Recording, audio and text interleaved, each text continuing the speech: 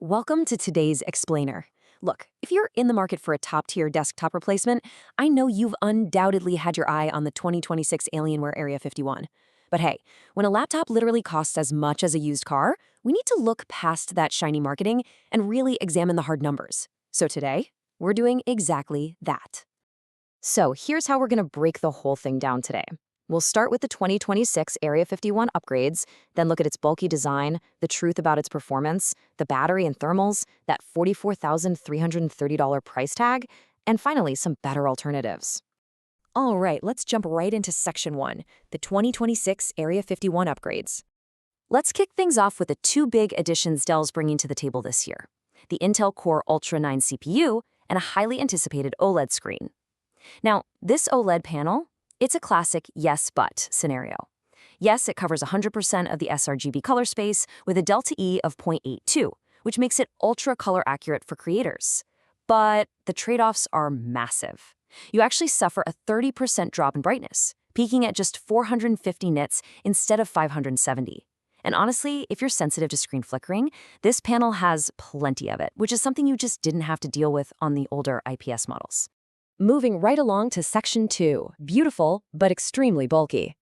So moving past the screen, we really have to acknowledge the physical reality of this machine. I mean, yes, it features a buttery smooth, invisible hinge and undeniable premium build quality, but do not expect to travel with this thing. It weighs a whopping 7.5 pounds. Factor in that brick-size 360-watt power supply and the extended thermal shelf, and you're going to need a suitcase, not a standard backpack. This is fundamentally a desktop replacement. Adding to the frustration of that massive footprint is a genuinely baffling compromise on the rear ports. It is a massive disappointment to see Alienware bottlenecking a premium flagship device with outdated 5 gigabit USB ports, especially when the new Ultra 9 chip easily supports much faster Gen 2 speeds.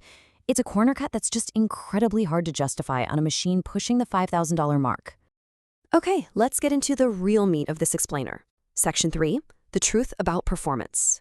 So, how does this new Ultra 9 actually perform against last year's chip in the exact same chassis? Because this is what you're really paying for, right? Well, the upgrade isn't exactly as monumental as the branding suggests. Despite a 900 megahertz boost in internal communication speed between the chip's components, the synthetic multi-core and 3D rendering scores are completely flat. In benchmarks like Cinebench and real-world apps like Blender and Houdini, both chips perform within 1% of each other. The results are practically identical. When we pivot over to creative applications, the story improves, but, only slightly. We're seeing modest 2 to 8% bumps across software like Premiere Pro, Photoshop, and Lightroom. But here is the catch. Those gains aren't just from the processor. They're heavily aided by the blazing fast Gen 5 SSD included this year, which actually more than doubles the read and write speeds of the previous generation. But let's translate all this data for the gamers out there. If you only look at average frames per second, the needle barely moves compared to last year. However, this new chip has a hidden superpower. It massively boosts the 1% lows. In gaming, 1% lows represent those sudden, jarring frame drops that just totally ruin your immersion. The new CPU boosts these by 14 to 40%. That practically eliminates stutters in demanding titles like Starfield, Indiana Jones, and Baldur's Gate 3. So while your peak frame rate won't skyrocket, the actual moment-to-moment gameplay is significantly smoother. Which brings us to Section 4, battery hit and thermals. Pushing all these high-end components is obviously going to take a heavy toll on power and heat. While the stock thermals on the Area 51 are pretty solid out of the box, actively managing them unlocks even more potential. By using a smart accessory, like the Razer cooling pad, to elevate the laptop and force active airflow, you can actually drop your GPU temperatures by 4 degrees. This helps maintain higher clock speeds, squeezing out an extra 5% in frame rates during long sessions in titles like Cyberpunk.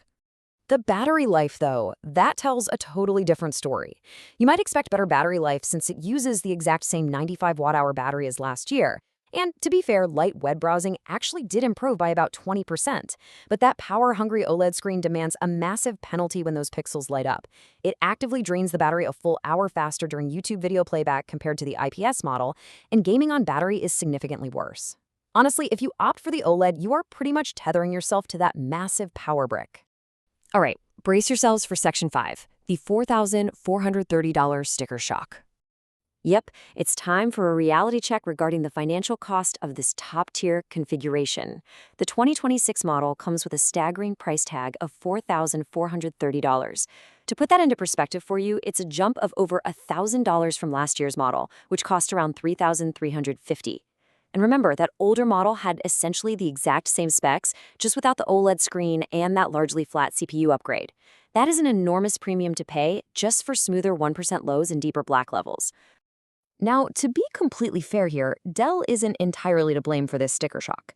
The whole tech industry is currently caught in a genuine memory crisis. Supply chain issues have been driving RAM prices steadily upward for months, which is squeezing manufacturers across the board. So that $1,000 price hike, it's partially a reflection of these broader, unavoidable market conditions impacting literally every manufacturer right now. But here is the ultimate insider secret if you're shopping in this tier.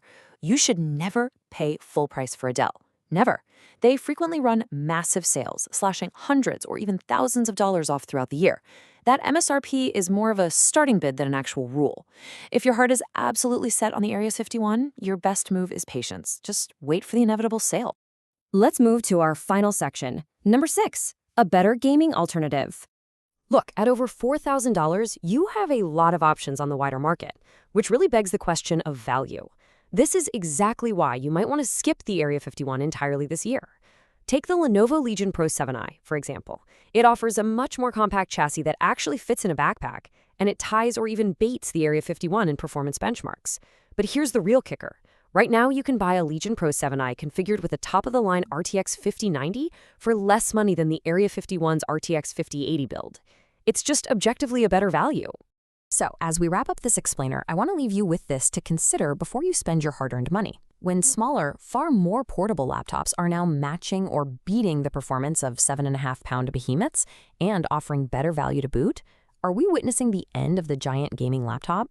The data certainly points that way. Thank you so much for joining me to unpack these numbers, and remember, always question the specs before you buy. See you next time.